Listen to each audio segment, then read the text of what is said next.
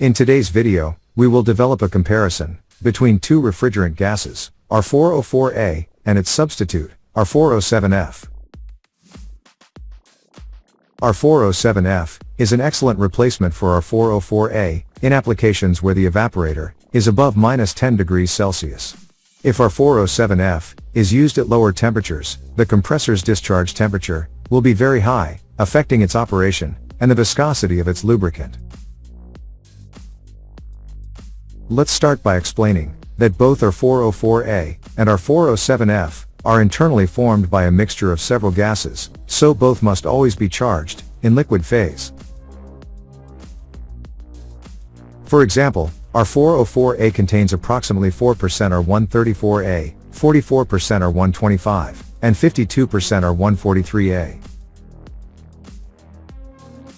Meanwhile, the refrigerant gas R407F is composed of the following gases: R134A at 40%, R125 at 30.0%, and R32 at 30%.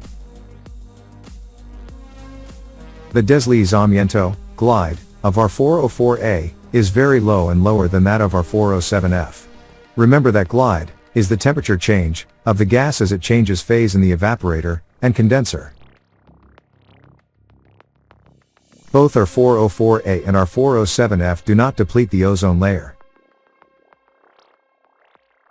R407F has a global warming potential of 1825, while R404A has a GWP of 3920.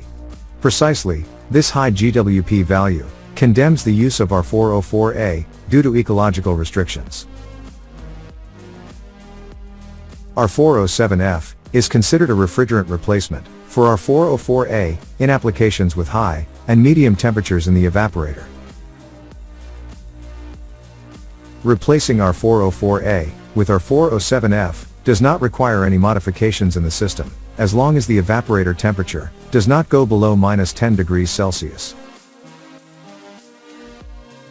R407F is a perfect substitute, as it works similarly to R404A, with PO-type oil. R407F is compatible with the components and joints of an existing R404A installation.